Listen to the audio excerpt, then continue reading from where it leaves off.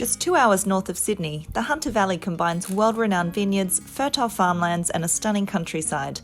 All the makings for a wonderfully relaxing and fulfilling excursion from your Viking ship, which will be docked overnight in Sydney. The Hunter Valley was originally inhabited by the Wonnarua Aboriginal people, who occupied the area for over 30,000 years. The region was first discovered by European settlers in 1797 and was initially used as a source of timber and coal. There have been vines growing in the Hunter Valley since the 1820s, when the first 20 acres of vineyards were planted along the banks of the Hunter River. The viticulturalist James Busby, who is widely regarded as the father of Australian wine, arrived in New South Wales with his family in 1824. Shortly afterwards, he completed a tour of Europe's vineyards, bringing back cuttings of over 500 different vines, some of which were planted in the Hunter Valley. These cuttings grew well, and soon the vineyards of the Hunter Valley were covering over 500 acres. By 1930, the area had built a reputation for quality wine production, and a number of qualified winemakers moved in. The Hunter Valley enjoys a Mediterranean climate, with balmy days in spring and summer, and crisp, cooler weather in the autumn and winter. January is the warmest month, and the grape harvest begins around the end of January and continues until March. Now, with over 150 wineries and 90 cellar doors in the Hunter Valley, the vineyards produce a wonderful range of red, white and sparkling wines. One of the estates that Viking guests can visit is Peterson's. Often called the gateway to the Hunter Valley, Peterson's wines have been at the forefront of the wine industry in the Hunter Valley since 1971. Peterson's have a few different cellar doors that guests can visit, including the famous Peterson House, as well as Mount View, Broke Road and the Savannah estate.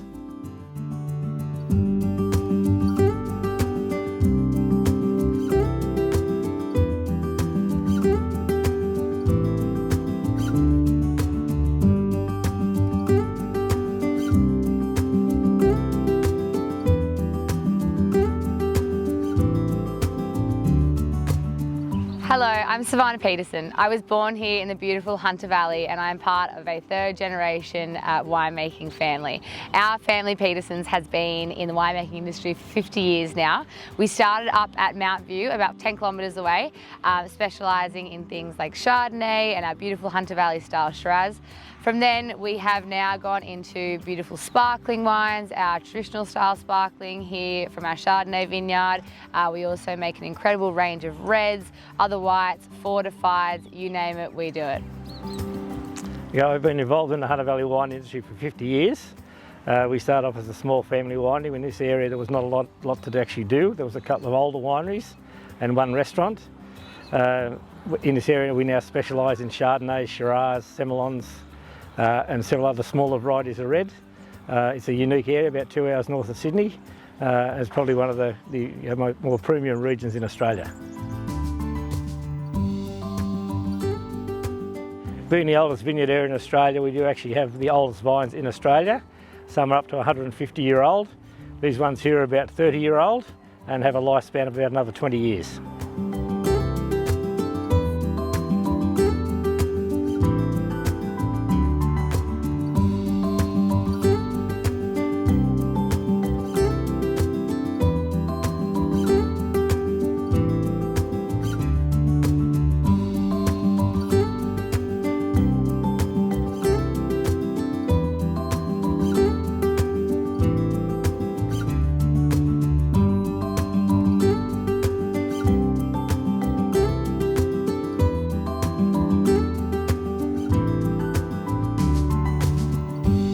Good morning, we are here at the lovely Peterson House.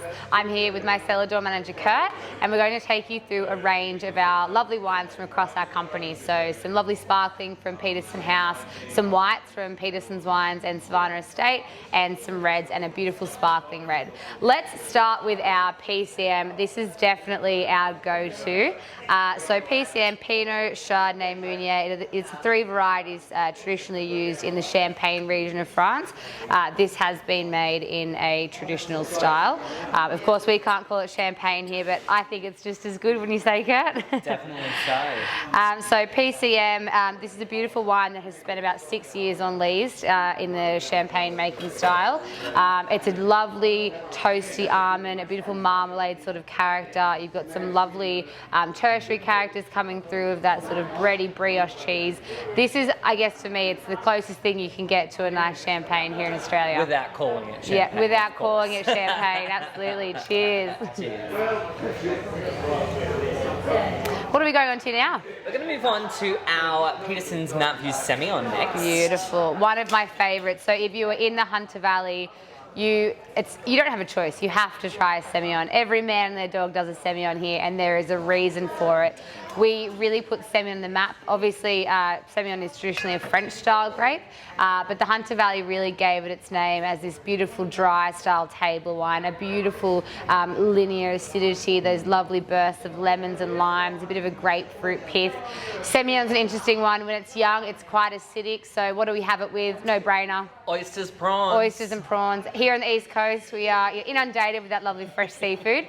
As it ages, though, it takes on a slightly sort of honeyed character, a bit of waxiness, and I love it at this stage. And that's what the Hunter Valley is really famous for, its ability to age Semillons from anywhere to sort of 10, 15, 20 years.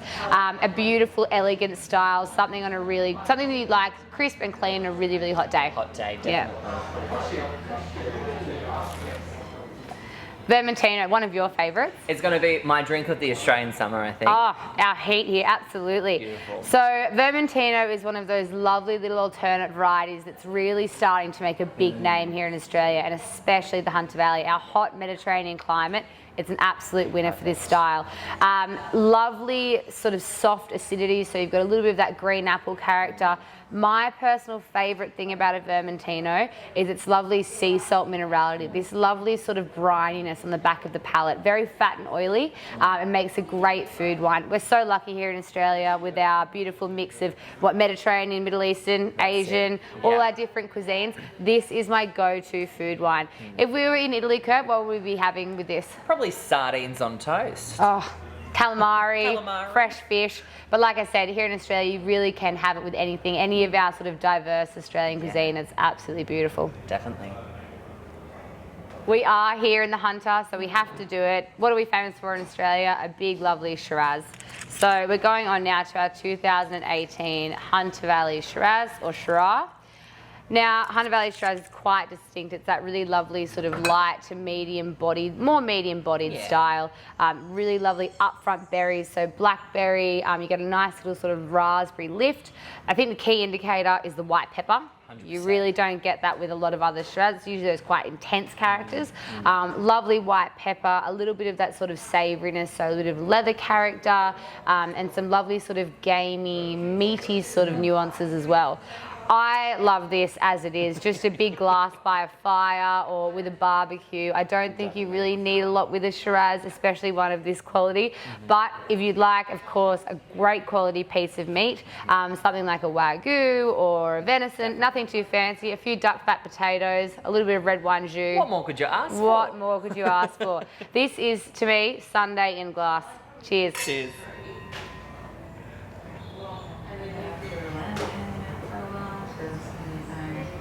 What are we going to now, Kurt? We're going to move on to our 2014 Sparkling Shiraz, Sav. Beautiful. I love a sparkling red wine. I think it's one of Australia's best inventions.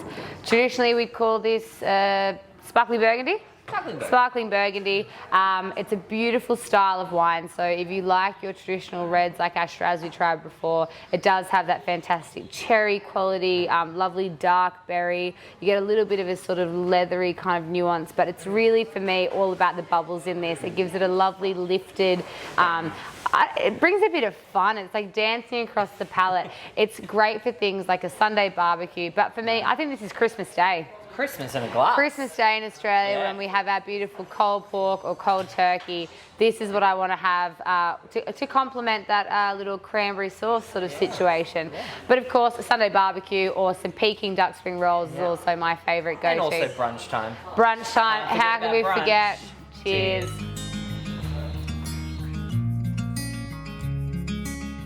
We hope you'll come and taste the wines of the Hunter Valley with us in person one day and enjoy a memorable experience discovering this beautiful region and meeting the families who have perfected these wines over the generations.